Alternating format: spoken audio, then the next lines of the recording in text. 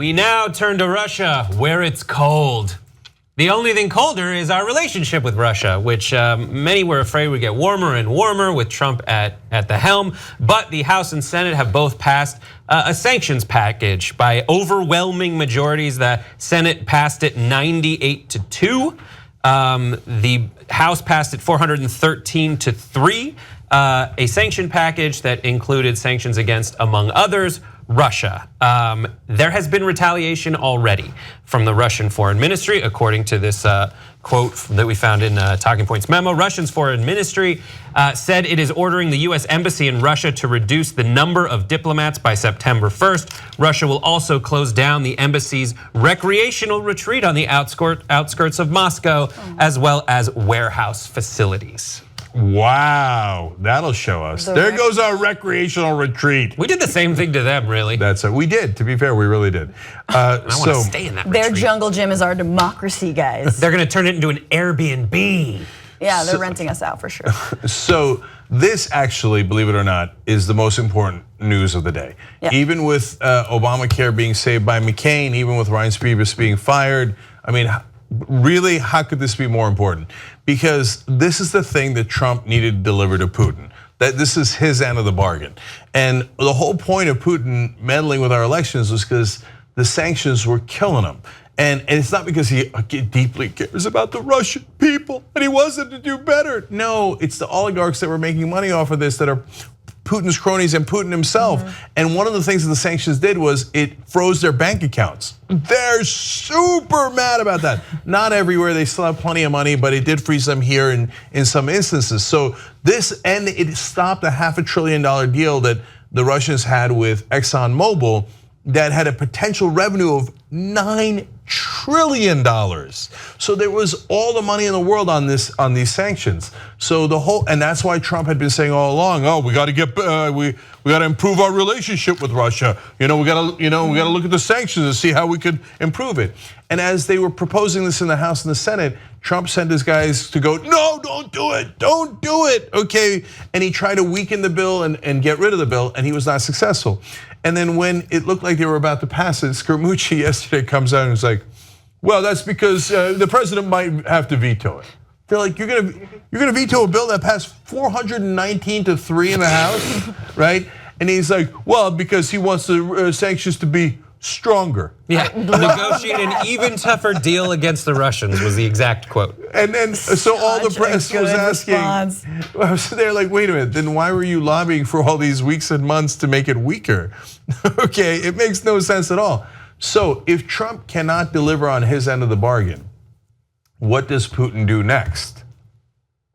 So that's a super, now Trump's got a couple options here. One, normally no president would have any options here, because if you veto it, you look like an ass, because you're trying to say, I don't care how popular it is, and I don't care how right it is, and I don't care that my own intelligence agencies are saying there's no dissent at all. The Russians definitely meddled in our elections.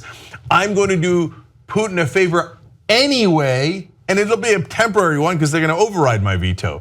But I got to show my loyalty to Putin. Well, that shows us what the game is, what the deal was, and it's super obvious that you're on the side of the Russians and their meddling, right? And so if he does that, he's damned because we know exactly what he's up to. On the other hand, if he doesn't veto it, which is at least a show of respect and loyalty to Putin, if he doesn't veto it, he hasn't shown that loyalty to Putin, then God knows what else Putin releases next. P-tape. Where's the reggae horn? P-tape. Okay, now look. Come on. So P-tape aside. Did you edit one of those together, JR? Oh yeah, No, wait. maybe later. Oh, we can do a JR. Sex and the City. I got it. Trump, R. Kelly. Wow. Put together a mixtape. Anyway, so but in all seriousness, you know how that story broke about how Donald Trump Jr. had a meeting with a Russian lawyer, and there was the emails very clearly saying, now remember, this is the Russian government trying to help your father. And I said at the time, man, that looks like a setup. And they gave him no useful information, but all of a sudden they had Don Jr., Jared Kushner, and Paul Manafort, his campaign chief, all on the hook for meeting with Russian officials, which is could be illegal in 2 different ways. So they had compromat on them. And remember, Trump goes and meets with Putin. Putin asked for things in 2 different meetings, apparently did not get them because Trump does not have the power to give it to them because Congress is blocking him. And then after that meeting, boom, all of a sudden we find out that there's a leak of the emails of Donald Trump Jr. and those guys meeting with the Russians. This is scary. Like, can I just be honest? Like, this is really scary shit. Sorry. Yeah. Like, I mean, you drawing these connections, I mean, you're going a little mad on me, but I love it, love it, love it. But it is really scary. It's like, yeah, what is Putin's response going to be? And the fact that he is holding all this compromat, like, what does he have? So now we'll you? see if I'm right or wrong, because Trump look, man, you cannot veto this bill. Corker said he's a deeply Republican senator from Tennessee. We've got a quote. We can throw to the graphic. It's graphic 13. He said, "I cannot imagine anybody is seriously thinking about vetoing this bill. It's not good for any president, and most governors don't like to veto things that are going to be overridden. It shows a diminishment of their authority. I just don't think it's a good way to start off as president." What are you, mental? In the Senate, it was 98-2. You know that we can override your veto. We need to get 2/3 to override your veto, which would normally be difficult, but in this case is exceedingly simple. So you just be punching yourself in the face for no reason at all, unless there was a reason. Yeah. So, and if I am right, look, I don't know which way he's gonna go, but let's say that he does not veto it because it's pointless. Yeah, can't. Yeah, his advisors say, what the hell would it prove? It wouldn't help Putin, it wouldn't help anybody, it's gonna get overridden. And we'll look guilty. If we were gonna look guilty, but it worked and they couldn't override your veto, let's do it, right? But it won't work anyway, so why bother looking guilty? What about trying to, I mean, I think the whole Trump tactic has been to speak to this silent majority and apparently their base that is dwindling and dwindling and dwindling, but you override Congress. I mean, you veto it and say, Congress is against the American people. I'm with the American people, I have their backs. Trust me, like, this is gonna lead to better deals. Russia is our friend, all this other stuff. I mean, that's the only strategic, obviously also shooting. He would have to say Russia is our ethnic friend.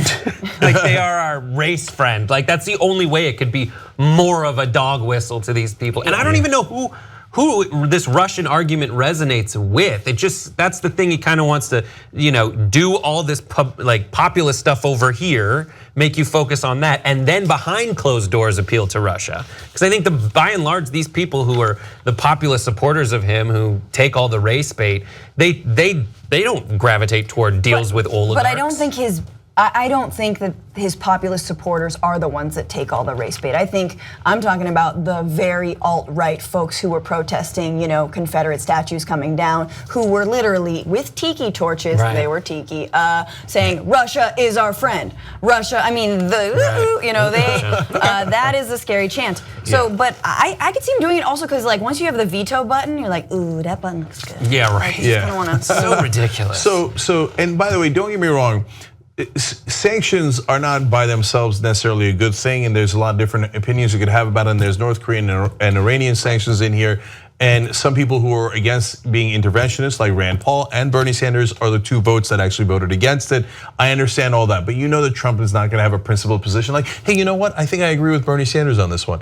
He's going to say it. He's going to say that even Bernie Sanders was against this. He will definitely He will, but he won't say that Bernie Sanders is against the Iran sanctions because it jeopardizes this nuclear deal. He's not going to say that part. Yeah. So and finally, so if I am right and he's forced to veto it, then if at that point Russia could release more compromat. Now, I'm giving you that as a marker, as usual, ahead of time. So if those chain of events happens and he vetoes it, and then next week there's new stuff that's leaked that is damaging to the Trump administration, then you'll know what happened. But now we got the mooch. The mooch is gonna fire him. You're all fired. Yeah, Mooch, good luck firing Vladimir Putin. Help us build independent media. Become a member of the Young Turks. TYTnetwork.com/join.